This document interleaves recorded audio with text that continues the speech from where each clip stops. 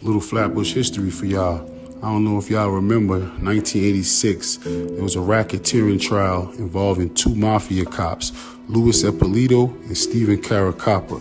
During this trial, informant, former parking lot attendant at 2236 Nostrand Avenue on the Junction, testified and placed the two officers at the scene of two gruesome slayings, which he helped bury two bodies of two men in two separate incidences 19 years prior.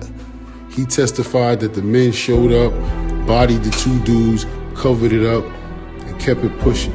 Before this case, we were the face of crime in Flatbush.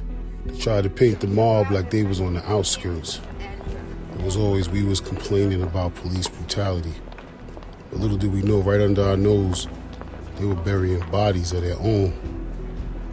The corruptness was running all through.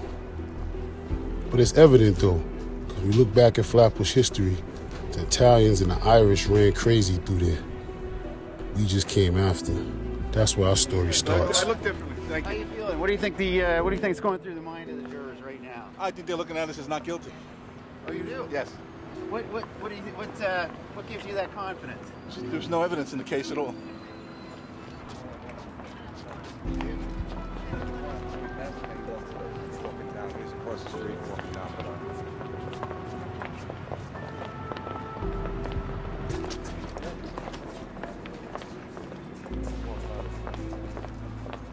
Two former New York City police detectives have been sentenced to life behind bars after being convicted of racketeering and 8 murders carried out while they were moonlighting as hitmen for the mob.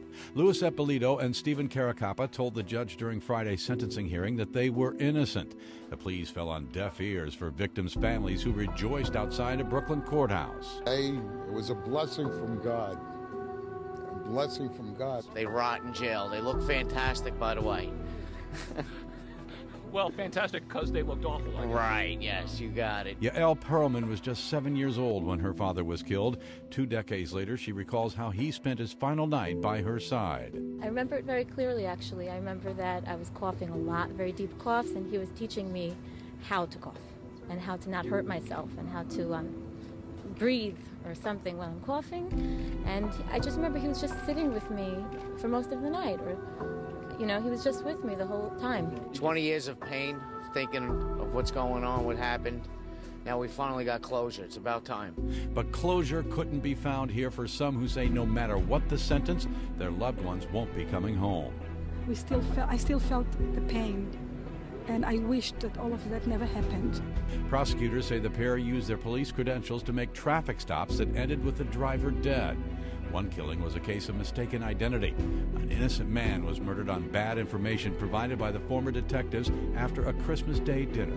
They played it like it was a Brooklyn story, but it was really a Flatbush story.